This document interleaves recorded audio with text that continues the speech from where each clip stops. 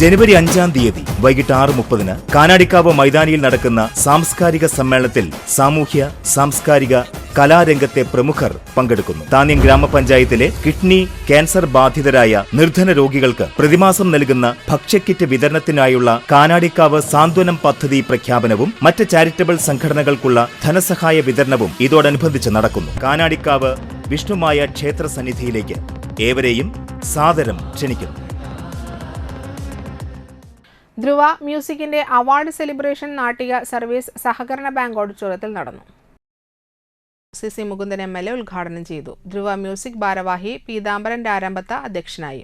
2024 യൂട്യൂബിൽ റിലീസ് ചെയ്ത short film best award ലഭിച്ച ശ്രുതം, ബെസ്റ്റ് മ്യൂസിക് ആൽബം പുലരിപ്പൂ പെണ്ണ് എന്നിവയ്ക്കുള്ള പുരസ്കാരം ഷാജി അന്നക്കര, രാമചന്ദ്രൻ പള്ളിയിൽ എന്നിവർക്ക് MLA നൽകി. നാട്ടിക മുൻ ഗ്രാമപഞ്ചായത്ത് പ്രസിഡന്റ് അനിൽ പുളിക്കൽ പങ്കെടുത്തവർക്ക് സർട്ടിഫിക്കറ്റുകൾ നൽകി.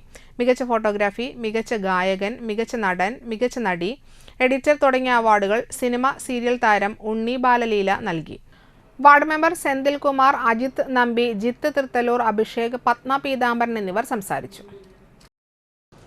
നമ്മുടെ സാധാരണ സിനിമയും അതുപോലെ ഷോർട്ട് ഫിലിമും തമ്മിലുള്ള ഒരു പ്രത്യേകത, ഞാൻ രണ്ടാമത്തെ ഒരു സ്റ്റേജാണ് ഷോർട്ട് ഫിലിമുമായി ബന്ധപ്പെട്ട് ഉദ്ഘാടനം എത്തിച്ചേരുന്നത്.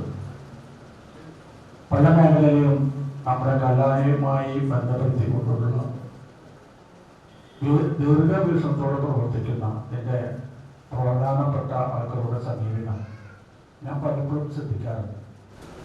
അതുപോലെ തന്നെ ഷോർട്ട് ഫിലിം എങ്ങനെയാണ് ഇതായിട്ട് ബന്ധപ്പെട്ട് മുന്നോട്ട് പോകാൻ കഴിയുക എന്നുള്ളത് ആലോചിച്ച എൻ്റെ മരുമകൻ മണ്ണിലുള്ളതാണ് ഷോർട്ട് ഫിലിം കുറിച്ച് എന്നോട് പറയേണ്ടായി.